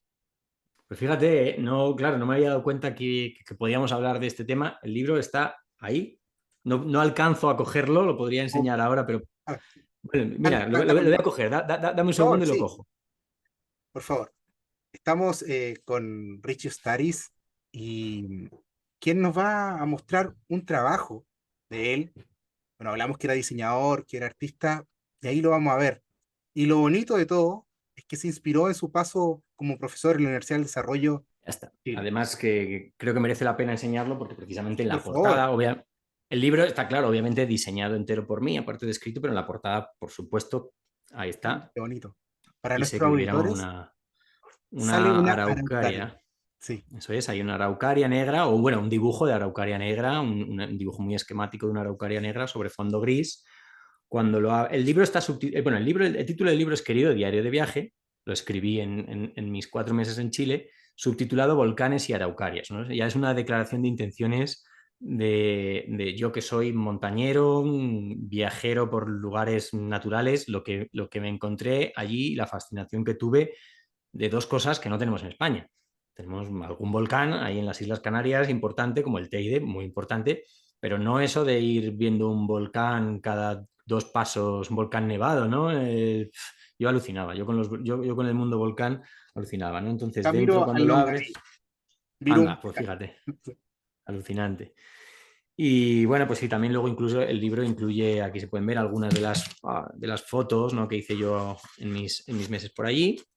Pero básicamente el libro es mi diario. Yo nunca jamás pensé que esto que iba a ser escrito. O sea, sí que siempre tuve la inquietud de escribir un libro en mi vida, pero nunca supe sobre qué, digo, qué puedo contar yo, ¿no? Yo estoy acostumbrado a leerlos. Igual que en el programa hago preguntas, yo normalmente no cuento historias. Pues me pasaba lo mismo. Y estando en el primer viaje que hice dentro de Chile, bueno, voy a poner un poco en antecedentes. Yo, como decía antes, fui a Chile a dar clase en la Universidad del Desarrollo en Santiago, con lo cual entre semana yo tenía clase, yo no podía viajar muchísimo. De lunes a jueves tenía clase con los chicos y luego de viernes a domingo me recorrí el país totalmente. Y el primero de esos viajes que hice, cuando llevaba 2, 3 semanas en Santiago, fue al norte, fue al desierto, fue pues, la típica visita a San Pedro, ¿no? Y de hecho, el libro empieza un poco negativo, porque yo lo que encontré en San Pedro fue lo contrario a lo que todo el mundo me decía. Yo no me encontré allí bien. Te va a parecer muy bonito, ya verás qué espectacular. Y dije, bueno, pues fui con esas esperanzas, ¿no? Pero me encontré algo que obviamente todo Chile sabe, ¿no? Que un lugar poco auténtico. Ya, se había convertido en lo que era, ¿no? En un lugar de turismo, además un turismo muchas veces como muy turismo rápido, turismo místico, turismo extranjero, que no era lo que me gustaba, ¿no? Entonces empecé a escribir una serie de reflexiones en mi teléfono que iban a ir para las redes sociales, pues para Instagram, cuando subiera las fotos y tal. Y al día siguiente lo volví a hacer, y al día siguiente lo volví a hacer. Y la siguiente semana ya cambió completamente el escenario y de Chile me fui al Parque Tagua, que eso fue espectacular, espectacular. No recuerdo, soy muy malo, ¿eh? Yo para la memoria soy muy malo, no recuerdo ahora mismo en qué región está, no recuerdo si eran los ríos, los lagos, pero bueno, ya estamos hablando un poco más al sur o fue Araucanía, no, era más abajo de la Araucanía. Y el Parque Tagua, absolutamente espectacular, ¿no? Entonces ya empecé a tomar esto como rutina. Entonces, el querido diario de viaje Volcanes Araucarias es un libro que siempre digo que es un diario de viaje exterior. Yo voy contando lo que me voy encontrando en Chile. Claro, me voy fascinando. Cada fin de semana para mí era una aventura nueva, ¿no? La magnitud de los parques, el ver un volcán humeante. Yo nunca había visto un volcán echando humo, nunca. Y cuando llegué a la Araucanía y vi el Villarrica echando humo y escribí a mis amigos de Pucón, que vivían allí, y les dije, oye, no sé si me debería de preocupar porque ahí hay un volcán echando humo, ¿no? Y me decían, si está echando humo es bueno. Si deja de echar humo es que va a explotar. Digo, Preocúpate. bueno, vale, ya me quedo tranquilo, pero para mí eso era, en España no tenemos, ¿no? Y entonces esos 4 meses también fueron de profundo cambio y reflexión interna, y también se va viendo reflejado, ¿no? Hay días que hay una gran descripción de lo que es el paisaje, la experiencia que yo estoy viendo, y Perdóname. otros días, nada, un beso para ella. Y otros días, pues es más de lo que voy sintiendo, ¿no? Hay días que escribí simplemente tumbado en mi cama de Santiago, porque eso también es un viaje, ¿no? El viaje interior. Y bueno, pues cuando llegué a España no eran más que una colección de textos, pero alguien me dijo, oye, deberías de publicar esto. Y al final pues salió un libro de 200 páginas que obviamente diseñé con todo el cariño, me gasté mi dinero en buena encuadernación, Bueno, tapadura, y bueno, pues ahí lo puse a la venta. ¿cómo? Bueno, ¿y de Chile lo podemos comprar o solamente por encargo? Sí, sí, al final yo me he encargado de toda la distribución, de toda la edición, y sí, hay gente que me lo ha comprado de Chile, de México, de Argentina, de Uruguay. O sea que obviamente pues sabemos que muchas veces es difícil que llegue, se pierden a veces pues los servicios postales, cuando ya cruzan la frontera o la aduana, hay riesgo. De hecho, a una gran oyente de mi programa, una gran oyente del Libro Rojo, nunca le llegó, y es una pena, pero bueno, sí, para todos los interesados, sí, si quieres luego a través de mis redes sociales me pueden escribir y sería un placer. Ojalá alguna vez vuelva a Chile, bueno, estoy seguro que alguna vez vuelva a Chile y lleve unos cuantos ejemplares. De hecho, tuvimos la oportunidad, cuando yo estuve en Santiago, de hacer el primer programa en vivo con gente, con público de la historia del Libro Rojo. Fue allí en Santiago, un programa también maravilloso. O sea que sí, mis 4 meses de Chile a mí fueron para mí una experiencia fascinante, ¿no? Y lo que yo viví allí, y eso que solamente tenía los fines de semana, viajar a Puerto Williams, ¿no? De Puerto Williams, o sea, es que estaba en el lugar más al sur del mundo habitado. No voy ni a decir las sensaciones que tuve en el Paine o que tuve en Conguillío. Es que era semana tras semana, ¿no? Absolutamente el Parque Gulio Gulio, o sea, en el Tume, un pueblo que me acuerdo de ahí, maravilloso, o sea, maravilloso. Sí.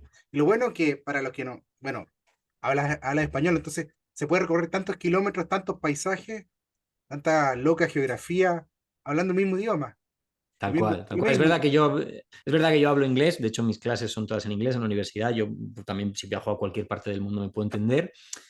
De hecho, casi me ha sido más fácil entenderme en inglés en otra parte del mundo que en español en Chile, porque conocemos, ¿no? Sabéis perfectamente que las palabras muchas veces que utilizáis, todos esos modismos, yo tengo anécdotas de lo que me pasaron allí.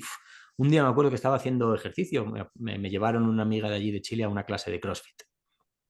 Digo, bueno, pues yo soy deportista, me encanta el deporte, digo, pues voy a probar esto del CrossFit, que no lo había probado nunca, pues mira, lo probé en Santiago, ¿no? Y estábamos haciendo un ejercicio tumbados en el suelo, yo ya llevábamos ya un rato de clase, yo estaba, no podía más, o sea, absolutamente agotado, ¿no? Y ya la monitora me dice, ya, párate, párate, párate. Claro, para mí pararme en España, pararme es detenerme, ¿no? Entonces pues yo digo, vale, por fin me quedo quieto, ¿no? Me quedo quieto, Gracias. pero tumbado en el suelo. Para mí eso es pararme, ¿no? Y ella, ¿cómo? ¿Que te pares? ¿Que te pares? Yo digo, estoy parado ya. Y al final, claro, era que me levantara del suelo, ¿no? Y era, o los primeros las primeras semanas, me acuerdo, los alumnos míos en la universidad que me decían, oh, Richie, tú eres seco, seco. Y en España Un seco es algo insulto. negativo, es Sí. como que no tienes gracia, como que no tienes... Y hasta que me enteré que eso sí que era una cosa positiva. Entonces hubo muchas anécdotas con todos esos modismos chilenos. Sí, hay una particular forma de hablar el español. Pero bueno, son cosas y también me cuesta también hablar lo menos chileno posible, que se me entienda para los... Bueno, pero por lo menos conmigo no deberías hacerlo. Yo creo que cada uno tiene que hablar su idioma, ¿no? Y el otro es el que tiene que intentar adaptarse, No, especialmente si tú no, estás no. en casa, claro.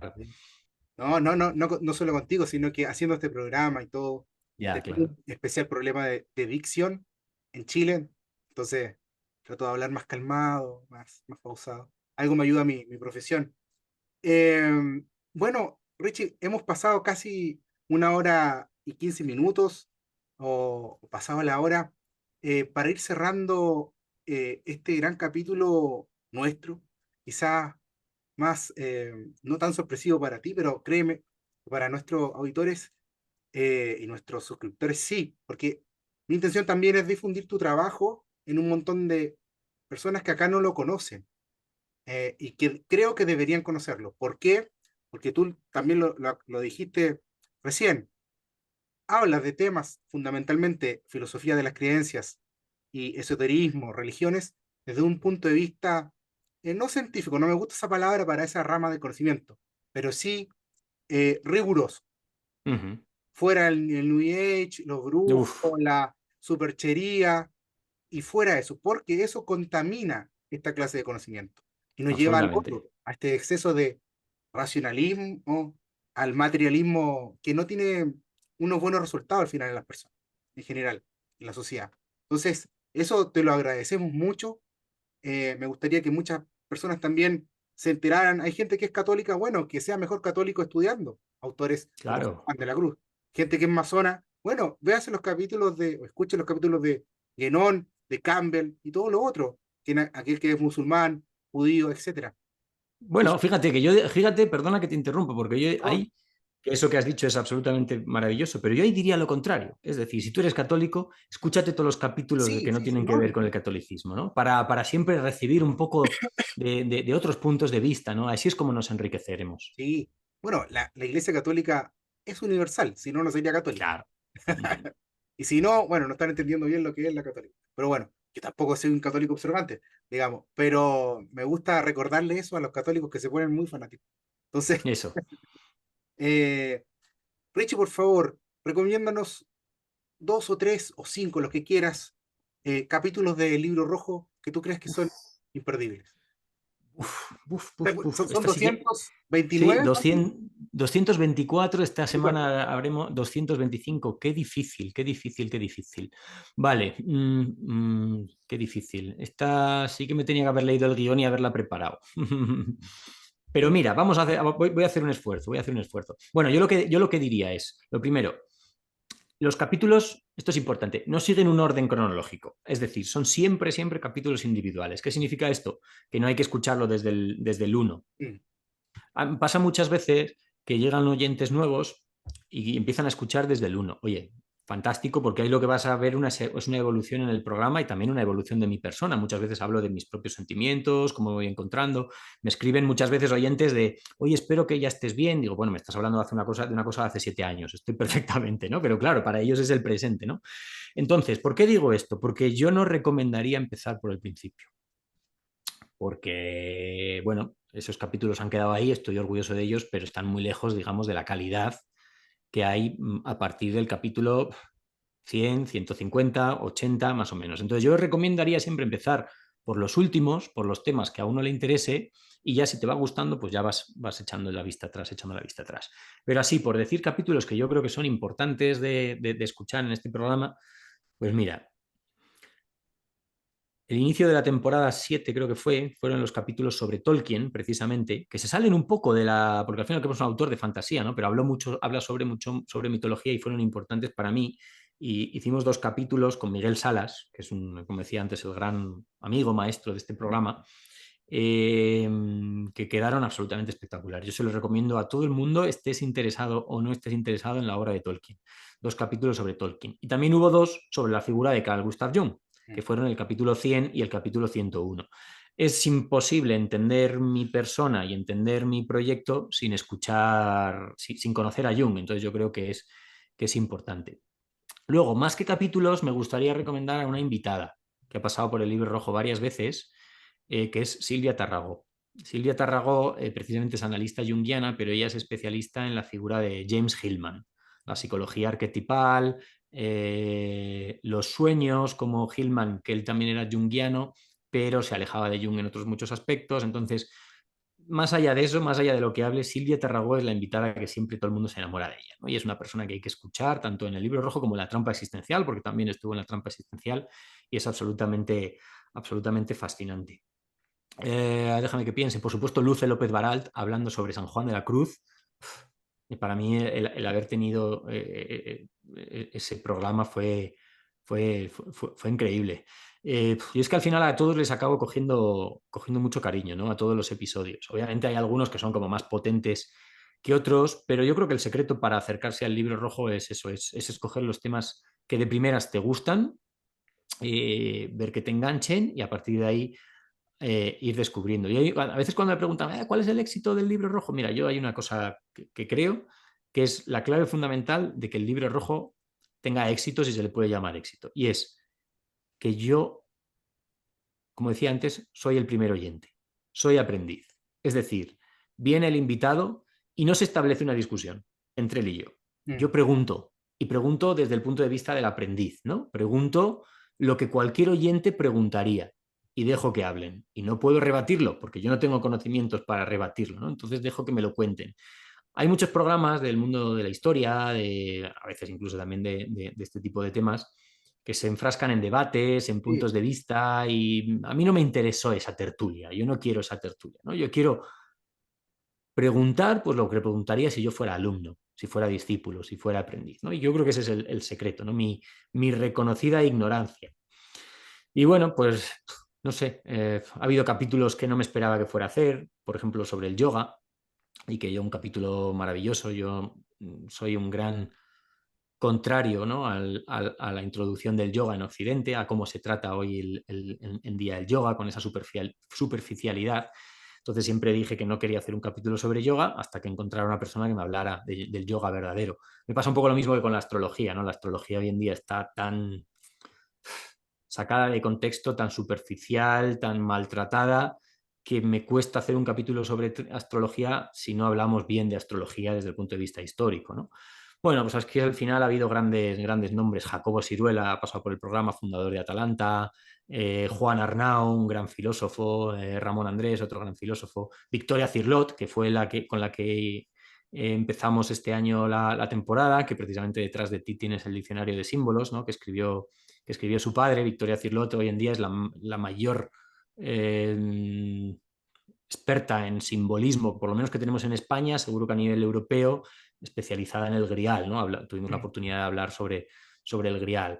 Claro, han sido tantos, 224, que para mí es verdad que no tengo uno favorito, ¿no? Siempre hay algunos a los que vuelvo.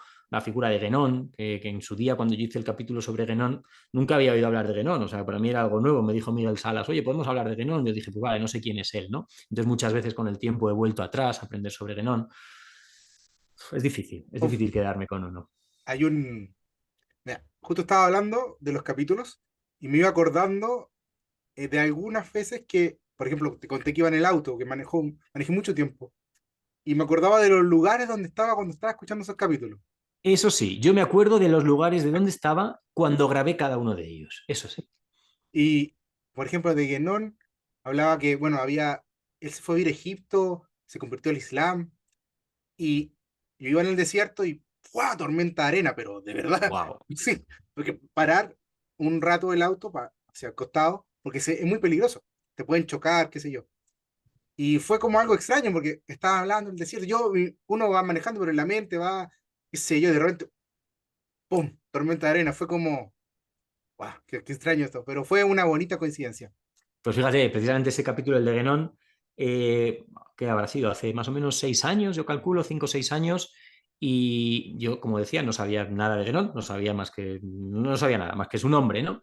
Y ese capítulo lo preparé, me estudié, o sea, muchas veces me voy a lo mejor a algún lugar especial a prepararlos para concentrarme, y eso lo preparé en una tetería islámica, sin saber absolutamente nada, o sea que también, y ya cuando, porque claro, a mí Guénon no me sonaba a sabio musulmán, ¿no? Luego ya descubrí su figura, su conversión, pero en ese momento yo no sabía nada, ¿no? Y cuando lo leí dije, ah, mira, qué causalidad el lugar. Sí, es potente la figura de él. Bueno, en la masonería también. Mm, Destacar, bueno, recién nombraste a Victoria Cirlot y ese libro del mm, cenar, estoy apuntando hacia atrás para los que están escuchando, mm. que se ve el El libro rojo. de Juan Cirlot que me lo regaló mi suegra para una Navidad. Ah, mira, wow. Maravilloso, Yo creo que el diccionario de símbolos de Juan Eduardo Cirlot es uno de esos libros que todo el mundo tiene que tener, ¿no? maravilloso. Pero fue así, o sea, lo que más sirvió ese libro para el estudio en general, y era porque, bueno, partía yo, me gustaba mucho, me gusta mucho estudiar el tarot, pero no desde el punto de vista adivinatorio, sino que No, no, de yo entiendo. Ujú. simbólico. Y así partió mi camino, digamos, en este mundo. Y después, bueno, por allá por el año 2006. Hay un Eh, gran libro que es Jung y el tarot, sí, es que precisamente. ahí estaba, po, no conocía a Jung. Ah, Entonces, Jung y sí, el eso tarot. es. Y, ay, ¿qué tiene que ver esto? Me lo compré. Y bueno, y así fue. En ese tiempo estaba estudiando, no tenía mucho dinero en el pregrado, así, y me lo compré igual. O sea, vale la pena, lo vi Ujú. en la librería, y me da lo mismo, me lo compro. Qué Y, bueno. y bueno, Richie, de nuevo agradecer tu disposición excelente, tu trabajo. Recomendamos a todos nuestros suscriptores, nuestros oyentes, el libro rojo, bueno, y la trampa existencial, que son unas joyas de programas, joyas de podcast. Y para, antes de irnos, recomiéndanos algún libro, alguna película, alguna serie, algún disco, alguna obra, lo que sea Venga. que te guste. Insisto que esto no me lo había preparado, con lo cual voy a ver qué se me ocurre ahora mismo, ¿no? Pero venga, empecemos. Aunque no tenga nada que ver con estos temas, ¿no? Que eso es lo Sí, sí, lo que interesante, ¿no? sea. Que yo, pues mira, voy a empezar por una película que para mí me parece fascinante, que es, no sé cómo se ha traducido en Latinoamérica, pero el título original es Big Fish, de Tim Burton. Gran- Probablemente Pez Grande o Gran Pez, ¿no? gran Gran pez, Pez. sí. Pues sí, eso yo creo que es una película que no es de las más famosas de Tim Burton, es un autor muy conocido, por supuesto, pero absolutamente fascinante, ¿no? A mí me llega mucho por dentro. Y mira, otra completamente. Yo soy un gran seguidor de la obra de Wes Anderson como director, ¿no? El Gran Hotel Budapest, este tipo de películas por su estética, ¿no? Sí. Es fascinante. Pero voy a recomendar a una del director de Dune, ahora que acaba de salir Dune Miren, 2, sí, de Villeneuve, que es La Llegada. La Llegada es una obra maestra del cine en la que se tratan temas que tienen que ver con la antropología del lenguaje, antropología de la lingüística, que tiene que ver con un contacto con unos seres de otra civilización, extraterrestres, pero cómo, o sea, ya no es, "Buah, nos van a invadir, nos van a conquistar, nos van a matar", no, no, no, es, llegan y cómo nos comunicamos con la ellos, ¿no? primera O sea, eso secuencia. es, claro, que eso es algo que ha tenido que pasar en la historia de este planeta, ¿no? Bueno, llegan, no voy a hablar del caso de los españoles porque tampoco es algo de lo que yo me sienta muy orgulloso, ¿no? Pero bueno, llega cualquier cultura que llega a otro territorio y cómo se comunican, ¿no? Cómo diferentes lenguajes. Bueno, absolutamente fascinante. De Arrival, ¿no? La llegada de Villeneuve. Un libro. Venga, un libro. Me voy a ir ahora, me voy a ir a la India. Me voy a ir a la India y voy a recomendar el Ramayana. Creo que es una de esas historias de la mitología universal que creo que todo el mundo tiene que conocer, ¿no? La historia de Rama y de Sita y todas las aventuras, que además que se leen muy fácil. Yo, por ejemplo, he leído la edición de la editorial Atalanta. Ahí es muy fácil de seguir y bueno, pues casi te lo puedes leer como un libro de aventuras, ¿no? Para conocer uno de los grandes clásicos mundiales. Y un disco. Pues voy a recomendar el último disco que ha salido diseñado por mí, que además está siendo me parece musicalmente espectacular. Claro que estamos hablando de música extrema, de un metal progresivo extremo, pero que tiene la particularidad de que es un disco doble y tiene la versión extrema, llamémoslo extrema, la versión metal, y luego la versión orquesta de la misma obra, pero sin, o sea, ya sin las guitarras y solamente la orquesta que suena como si fuera una banda sonora de película. De hecho, está muy influenciado por Hans Zimmer, que es, si no estoy equivocado, es el autor, por ejemplo, de Interestelar, ¿no? Sí. De la música de Interestelar, que es Isan. Es un disco, es un artista con el que he trabajado mucho, noruego, una gran estrella de lo suyo a nivel mundial, un gran compositor, guitarrista. IHSAHN, ¿no? Isan, el disco se llama así.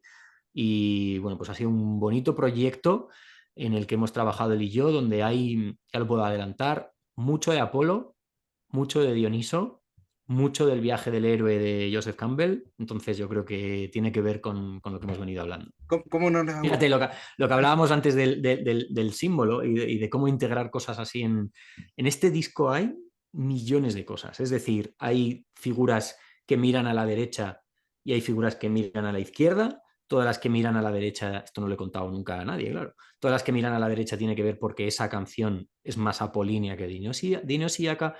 Las que miran a la izquierda es donde Dioniso tiene más presencia.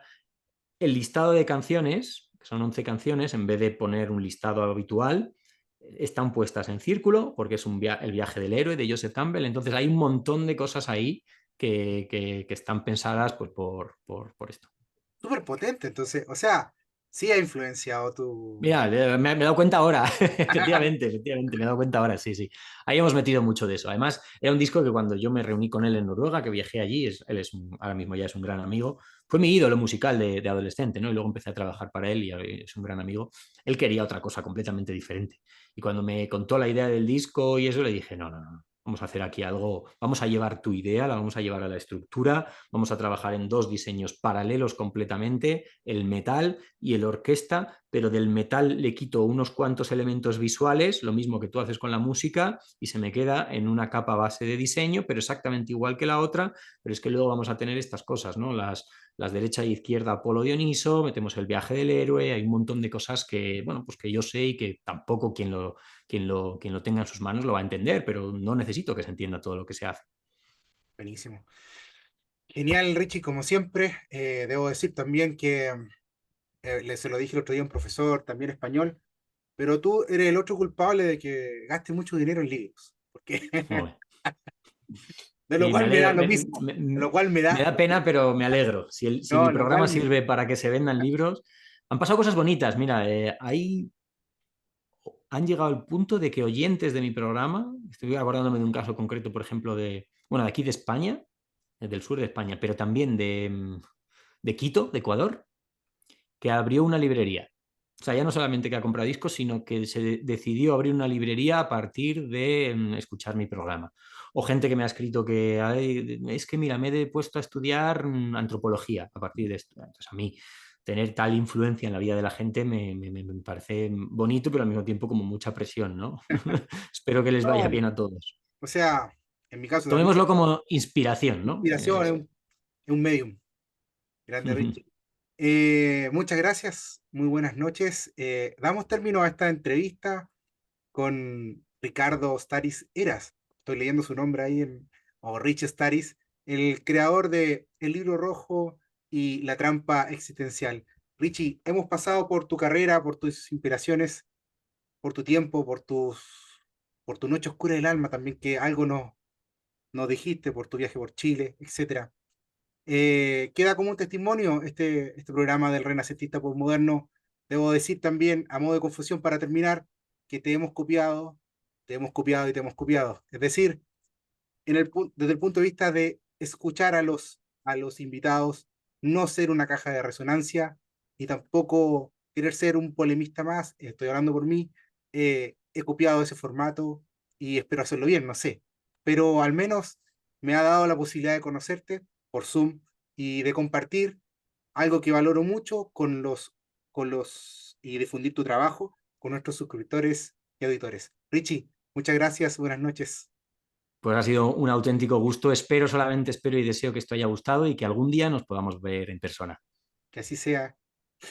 Hasta Adiós pronto. a todos, un abrazo. Adiós, adiós.